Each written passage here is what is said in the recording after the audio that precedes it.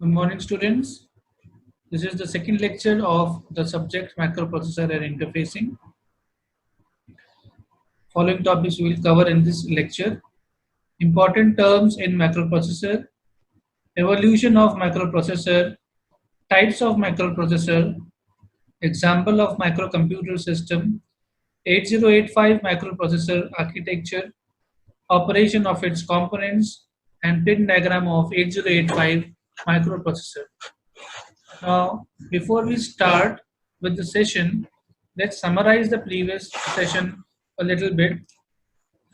First is let's understand what is a microprocessor. A microprocessor is a semiconductor device manufactured by using the LSI technique. LSI means large scale integration. It includes the ALU, register arrays, and control circuits on a single chip. Next thing is the microcontroller, which is a device that includes microprocessor, memory, and input-output signal lines on a single chip fabricated using VLSI technology. Now, the term used here is bus, which is most commonly used, which is a group of lines used to transfer bits between the microprocessor and other components of the computer system. We have also read about RAM and ROM. ROM is a read-only memory and RAM is a random access memory. The terms commonly used are ALU, which is arithmetic and logic unit, CPU is central processing unit, and all. Let's see some terms regarding the microprocessor which we have used. First is the bit, as told in the previous lecture. A binary digit 0 or 1 is called a bit. A group of 8 bits is called a byte. A group of 4 bits is called a nibble. Now comes the instruction. A command in library that is recognized and executed by the computer to accomplish a task is called instruction. A combination of letters used to suggest the operation of an instruction is called mnemonic, like we have used MVI in the previous lecture. A set of instructions written in a specific sequence for the computer to accomplish a given task is called a program. Now comes the languages. Machine language, the binary medium of communication with a computer through a designed set of instructions specific to each computer is called machine language. A medium of communication with a computer in which programs are written in mnemonics. So we will try to write the programs in the language of mnemonics in this subject. And so it will form an assembly language program. A medium of communication that is independent of a given computer is called a high-level language. A high-level language is like Java or Visual Basic, in which we write a program and can be executed in any kind of computer. But assembly language is specific to a given computer. Compiler, a program that translates English-like words of a high-level language into the machine language of a computer is called a compiler. A compiler reads a given program called source code in its entirety and then translates the program into the machine language called object code. So two kinds of files are made here, source code file and object code file. Interpreter, a program that translates the English-like statements of a high-level language into the machine language of a computer is called interpreter. It translates one statement at a time from a source code to an object. Assembler, a computer program that translates an assembly language program from mnemonics to the binary code of a computer is called assembler. A procedure of looking up the machine codes manually from the instruction set of a computer and entering those into the computer through a keyboard is called manual assembly. Now ASCII is a standard code American Standard Code of Information Interchange. It is a 7-bit alphanumeric code. Alphanumeric means it contains alphabets and numbers with 128 combinations. Each combination is assigned to either a letter, decimal digit, a symbol, or a machine command. Now we will start with the history of microprocessor, and then we will explain the generations of microprocessor. The history of microprocessor dates back to 1971. By this time, the integrated circuit technology was so much developed that it was possible to integrate on a single chip the logic of control unit and arithmetic and logic unit. Intel Corporation in the USA announced the first microprocessor in 1971. It was the Intel 4004. It was a 4-bit processor intended for making programmable calculators. The 4-bit microprocessor receives 4 bits of information from outside the microprocessor, performs the necessary processing on it, and then sends out the microprocessor a 4-bit result. It will have an ALU that can perform operations on 4-bit numbers. It is said that a 4-bit microprocessor has a word size of 4 bits. Now, with only 4 bits as the word size, the 4004 could only represent signed numbers in the range -8 to +7, which is very small. Hence, it was not really of practical use for arithmetic calculations. However, it found applications in controlling devices. For example, it could be used to switch on or off the motor. Similarly, it could be used for checking if the temperature of water bath is above or below a certain desired temperature. This was done by reading the logic 1 or 0 value that was developed by the temperature sensor after proper signal conditioning. The microprocessor can receive this information on a single pin to check the temperature. Next in the evolution was Intel 8008, the first 8-bit microprocessor. This was in the year 1972. It was soon followed by Intel 8080 as an 8-bit microprocessor. Intel 8080 was the first commercial popular 8-bit microprocessor.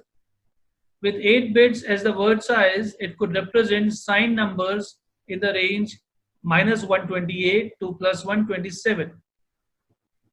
By this time, some other manufacturers of integrated circuits who were till then manufacturing components like logic gates, flip-flops, shift registers, etc., got fascinated by this new product. Then came the Motorola's 6800, and in the meanwhile, Intel came out with other improvement over 8080. This was Intel 8085. This was only a hardware improvement from 8080. As far as instruction set was concerned, there was basically no improvement at all. However, 8085 became very popular. Around 1974, Intel released 8048 family, their first microcontroller family. This was followed by Intel 8051 series of microcontrollers. Still later, Intel released 8096 family of microcontrollers, and in the present day world, a large number of microcontrollers are being used in variety of consumer products. Around 1978, Intel released 8086, the first 16-bit microprocessor. To conclude, the present day computers based on the microprocessors are already faster than the mini computers and sometimes the mainframe computers of yesteryears, and they are available at a small fraction of the cost of such mainframe computers. The microprocessors have also been classified on the basis of the generations like first generation, second generation, third generation, fourth generation, and fifth generation. The first generation shows 4-bit microprocessors, second generation shows 8-bit microprocessors, third generation shows 16-bit microprocessors, Fourth generation shows 32-bit microprocessors, and fifth generation shows 64 bits. Now Intel 4004, as I told, was invented in 1971 by Ted Hoff and Stanley Mazer. It had 2300 transistors. Then came 8008, 8080 and 8085 in 1976. Now 8085 had 6500 transistors. Then came 8086, which had 29,000 transistors. Then 8088, 80186, 80188, 80286, which had 1,34,000 transistors. Then came 80386 with 2,75,000 transistors. 80486 with 1.2 million transistors. Then Pentium in 1993. And then came the 64-bit microprocessor, Intel Core 2, which had versions like Core 2 Duo, Core 2 Quad, Core 2 Extreme, which had 291 million transistors. And then came i3, i5, i7, which had very high processing speeds nowadays. Now the types of microprocessors. So again, we have classified these microprocessors into various types, like complex instruction set microprocessor, reduced instruction set microprocessor, superscalar microprocessor, application specific integrated circuit, digital signal microprocessor. So the complex instruction set microprocessors are designed to minimize the number of instructions per program and ignore the number of cycles per instructions. The compiler is used to translate a high-level language to assembly-level language because the length of code is relatively short, and an extra RAM is used to store the instructions. These processors can do tasks like downloading, uploading, and recalling data from memory. Apart from these tasks, these microprocessors can perform complex mathematical calculations in a single command. For example, IBM 370, 168, and VAX 11/780. Next is reduced instruction set microprocessor. These processors are made according to the function. They are designed to reduce the execution time by using the simplified instruction set. These processors complete commands at faster rate. They require only one clock cycle to implement a result at uniform execution time. There are number of registers and a less number of transistors. To access the memory location, load and store instructions are used. For example, power PC 601, 604, 615, and 620. Next came superscalar microprocessor. These processors can perform many tasks at a time. They can be used for ALUs and multiplier like array. They have multiple operation unit and perform tests by executing multiple commands. Next is application specific integrated circuit. These processors are application specific, like for PDAs, and are used for specific functions. And the last one is digital signal multiprocessor. These processors are used to convert signals like analog to digital or digital to analog. The chips of these processors are used in many devices like radar, sonar, home theaters, etc. So these are the types of microprocessors. Now, we all know the microprocessors have very high processing speed, a compact size, easy maintenance, can perform complex mathematics, they are flexible and can be improved according to the requirement. But the microprocessors also have some disadvantages or drawbacks, like overheating occurs due to overuse, performance depends on size of data, large board size than microcontrollers, and most microprocessors do not support floating point operations. Now we'll jump over to the 8085 microprocessor and its architecture. So first of all, as I told you, it is an 8-bit microprocessor capable of addressing 64 KB memory, has 40 pins. 40 pins, that means the pin diagram has 40 pins. Requires plus 5 volt power supply, can operate with 3 megahertz clock, and 8085 is upward compatible. Now upward compatible means it is compatible with 4004 and other previous microprocessors. So this is the pin diagram now. Here you can see the pins from 1 to 40. Here the pins X1 and X2 are used to generate the frequency. Now we have seen the frequency is around 3 megahertz. So these are also called the crystal pins.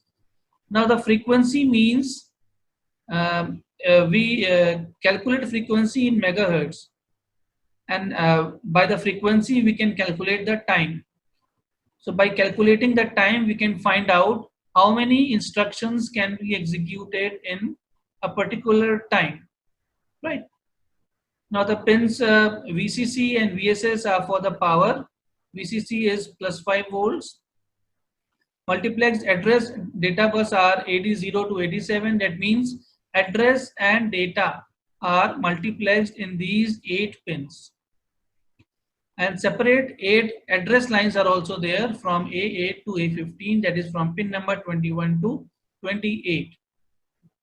So we have got in total 8 address lines, that is from pin number 19 to pin 12, and 16 address lines, that is from pin number 12 to 19 and 21 to 28. We have got S1 and S0 as the status pins, which are used in the timing diagrams, which we will discuss in later sessions. ALE is address latch enable. It is used to identify whether the pins are giving out address or data. I will explain it in the later session. IO/M bar is input, output, or memory operation.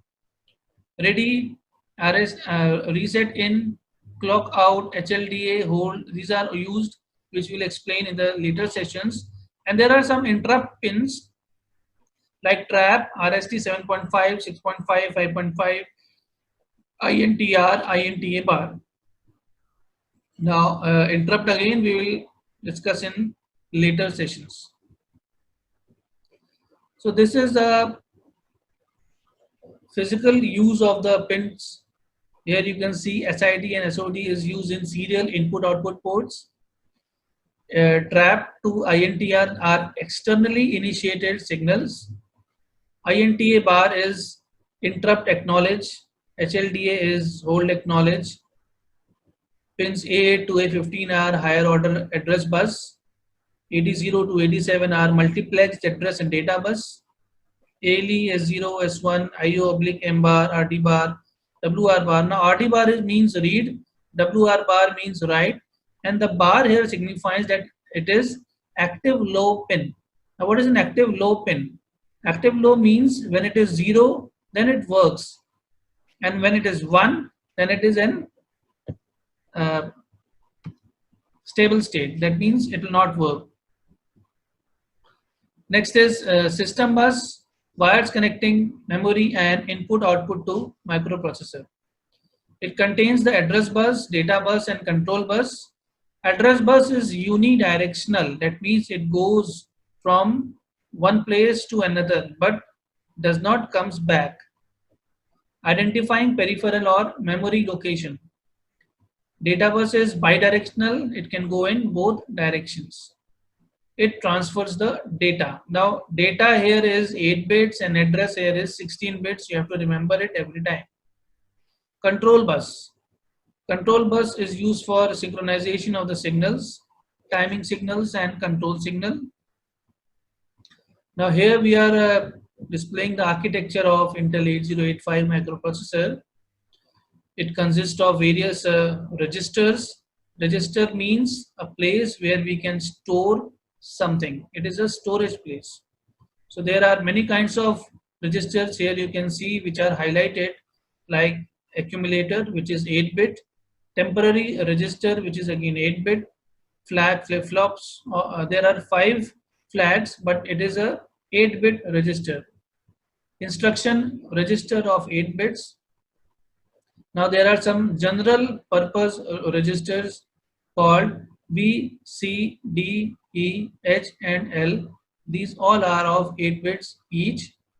Then comes the stack pointer of 16 bits, program counter of 16 bits, increment, decrement address latch of 16 bits. Apart from it, you can see 8-bit internal data bus, interrupt control pins, trap, RST 7.5, 6.5, 5.5, INTA bar and INTR. Serial input-output control along with the pins, SID and SOD. Now below these general purpose registers, you can see ALU or arithmetic and logic unit, where all kinds of mathematical and logical operations are performed. Next is instruction decoder and machine cycle encoding. Below that we can see timing and controls circuit, where all other pins are associated with the registers. Then comes address buffer and data address buffer.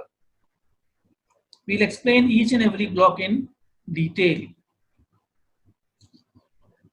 Microprocessor consists of control unit to control microprocessor operations. ALU performs data processing functions.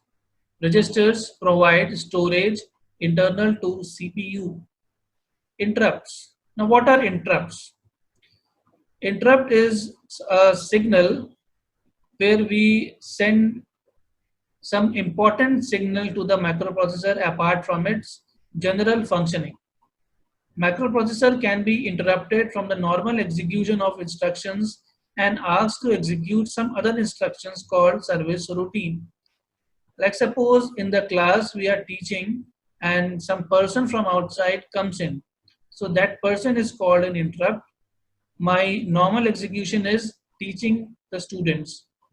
But if the interrupt person brings some important work, then I will discontinue the normal execution, which is teaching, and I will process the interrupts function first.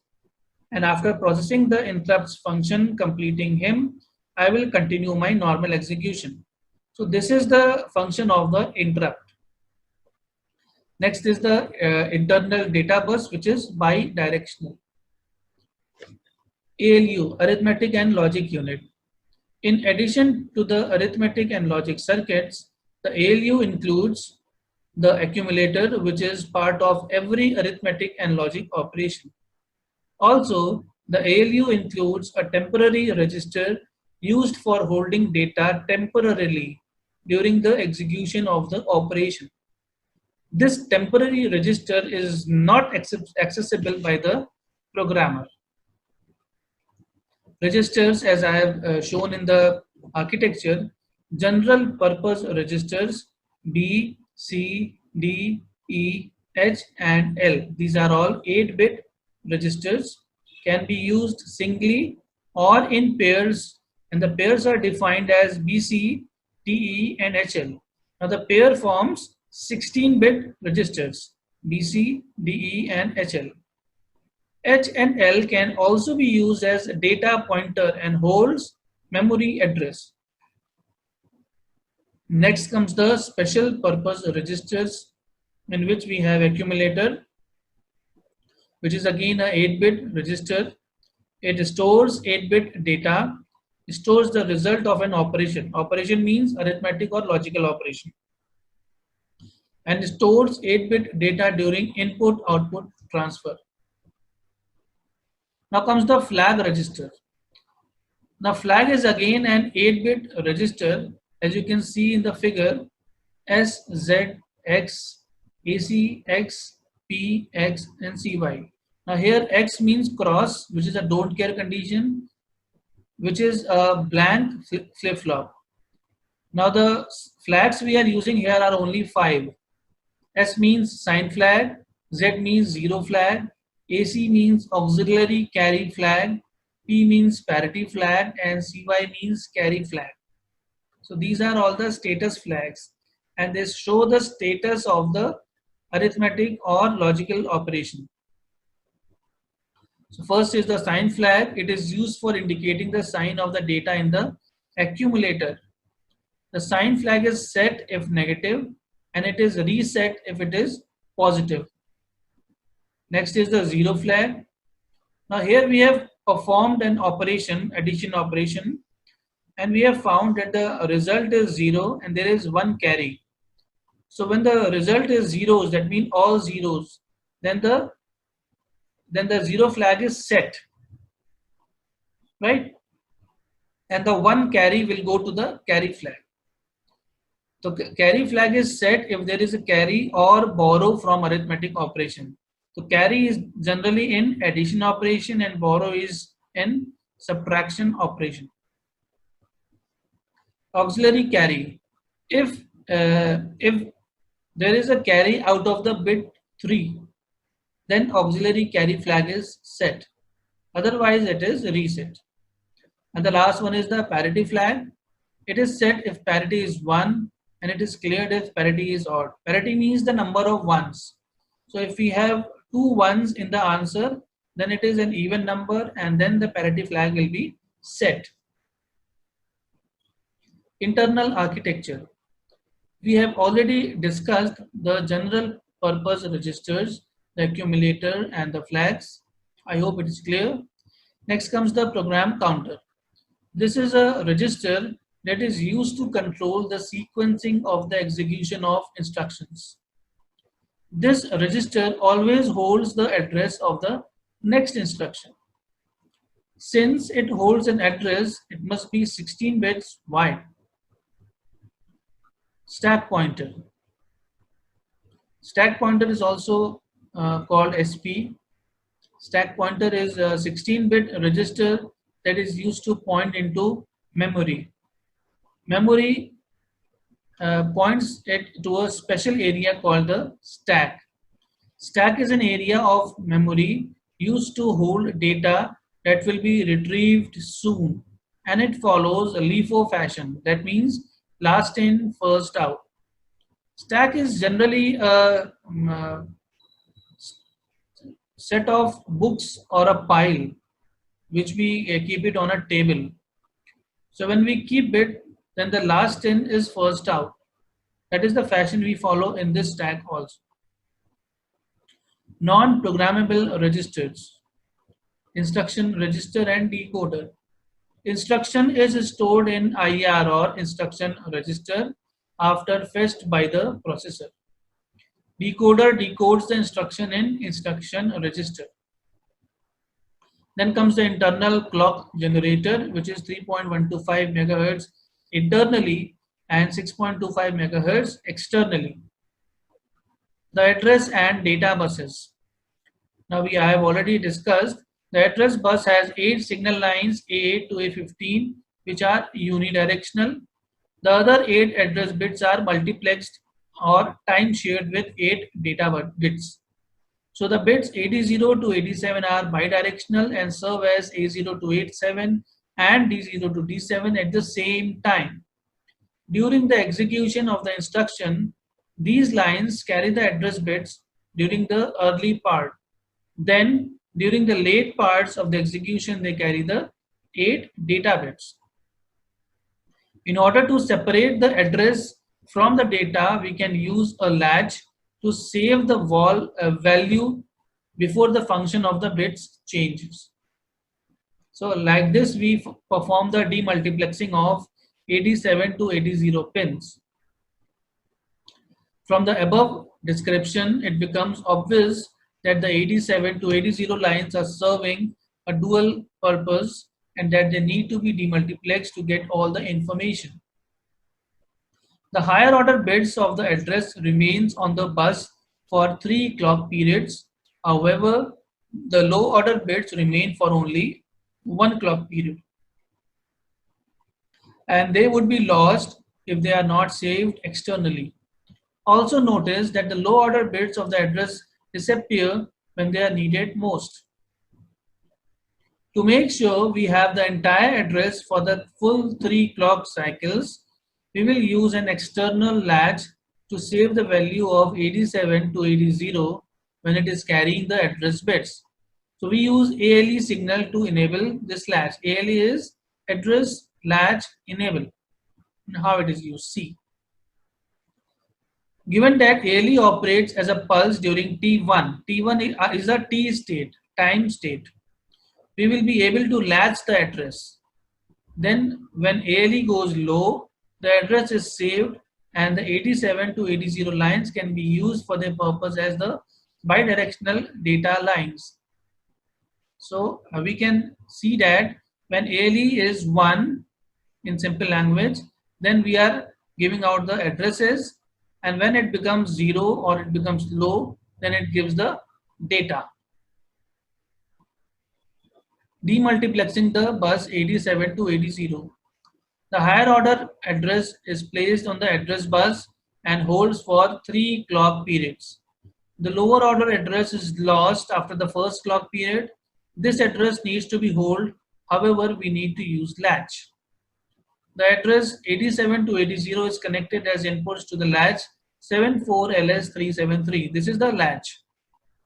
The ALE signal is connected to the enable pin of the latch and the output control of the latch is grounded. So this is the circuit we are using. Here we have used 74LS373. Here we have grounded the OC pin, and 80 to 87 is given as input to this latch. We get the lower order address bus and data bus separately. So this is the overall picture we are getting now. 8085, which has a WR bar, RD bar, IO oblique M bar, which is a read, write and input output or memory operation. We have higher order address lines A8 to A15. ALE is connected to the latch and 80 to 87 is given as the input to the latch. So from the latch we get A0 to A7 as the lower order address bits and D0 to D7 as the data bits. MEMR bar and MEMW bar, these are the memory read and memory write signals, which are again active low. These all are given to the 1 KB memory chip. Memory can be RAM or ROM or anything, and we have a chip selection circuit which is connected to the chip selector CS bar. Right.